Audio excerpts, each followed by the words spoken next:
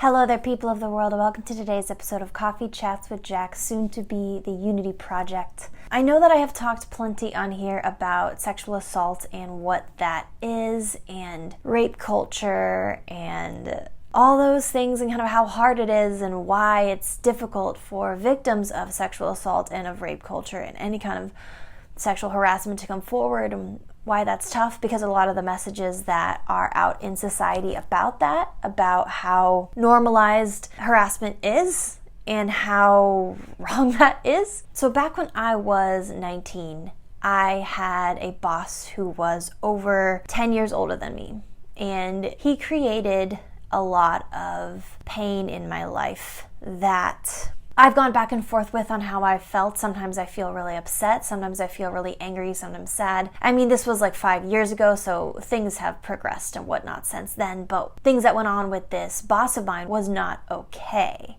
It was completely inappropriate, and it was stuff that he, I believe, could have gone to jail for, could have been sued for, in terms of sexual harassment in the workplace, and just in general, in a lot of other respects. In my mind at 19, I was convinced that it was my fault. He said things to me like it was my responsibility to make sure things didn't happen because he, a 31-year-old man, had no self-control. So me, a 19-year-old girl, had to have the self-control. And if it happened again, it was my fault, so I would be fired. And this went on for a long time. I'm not going to go into too much detail about it, but all that to be said, I have been really angry lately about what my 19 to 20-year-old self was put through. I was an assistant. Nothing was talked about. Things were just happening. And I believed that I was the problem. I believed that it was all my fault, that I was told not to wear shorts around because it would entice them. Like things like that. I believe that it was my issue and I was responsible, and everyone was going to hate me because I was wrong. Not to take any responsibility away that was mine from that situation. I'm learning to see that now, I believe, from an outsider's point of view. I wrote down all the facts of what happened, which is really helpful for me sometimes because I was raised under the impression that if you feel too much, you are weak. If you have too many emotions, you are weak.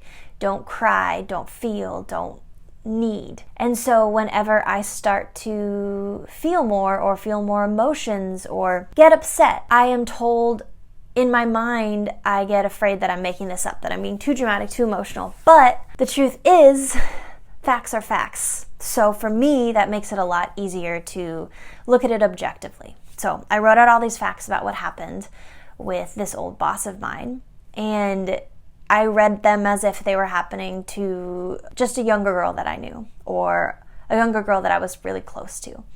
And my blood started to boil. I was so angry. And then I got scared for being angry. I felt bad for being angry because not only was I under the impression that feelings and emotions were wrong, but I also had been told numerous times that anger was wrong. Not to be angry, because good Christian girls aren't angry. We're peaceful. We are not to make problems. We are not to get mad. We are to remain calm and peaceful and joyful and content at all times. But you know what, guys? Because there is a lot of crap in this world that I think we should be angry about. And one of those things is sexual assault, sexual harassment. I have a really, really big heart for that issue in particular. And what brought all this up is that I had another job in the recent times where there were a lot of comments and a lot of things said and done that were completely inappropriate, and it started triggering all of that old stuff with my old boss. It started to make me feel like I was back in that situation again, and it kind of took me down this bad mental health spiral of wanting the world to end.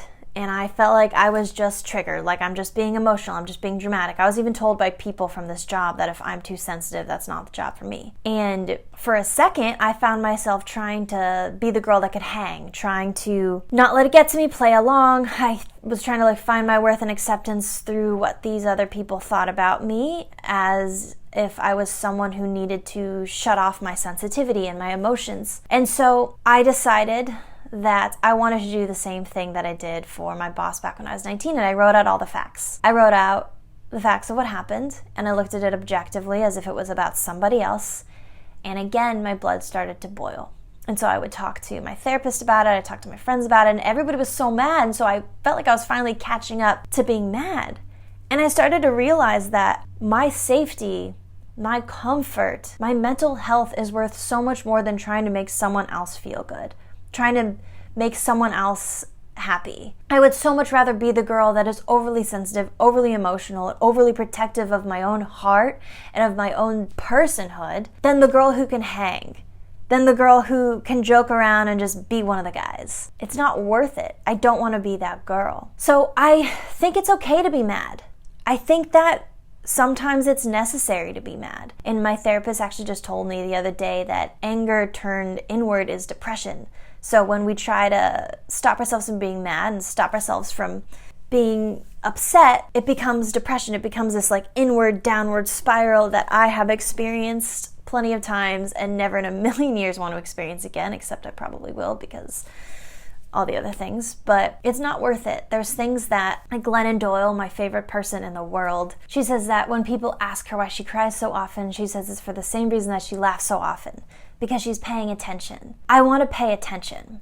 I want to pay attention how I'm treated, what the messages are that I'm taking in, what the messages are that I'm giving out, and what the messages are in the world and what we're going to do about it, because who a person is, what a person's boundaries are, a person's mental health, sanity, emotional life is so important. Not just mine, but yours, everybody's. We got to protect ourselves and we got to know what is okay and not okay to say to somebody or to do to somebody or to ask of somebody. It's so hard, but we got to be brave enough to stand up for ourselves and who we are and what is and is not okay. And I get how scary that can be. Like if any of you are in a similar situation that I have been in, that's so scary because what are people going to think about me? Like, trust me, that's why it's taken me so long to say something, to feel something. Are people going to think I'm being dramatic, making this up? Am I just trying to make myself a victim? Like, these are all messages that I have internalized from people who are wrong. Part of why it's so scary for me to come forward and talk about this with people is because I'm so afraid of the response they're going to give me. Are they going to believe me? Are they going to care? Are they going to laugh it off? How am I going to be responded to? But I'm learning lately that it is worth it to stand up for myself because I am worth it. Thank you for watching this video. I'm feeling a lot of things. It's been a really emotional past couple weeks, but I think that that's a good thing. There's a lot of growth and a lot of questions that I'm asking these days that I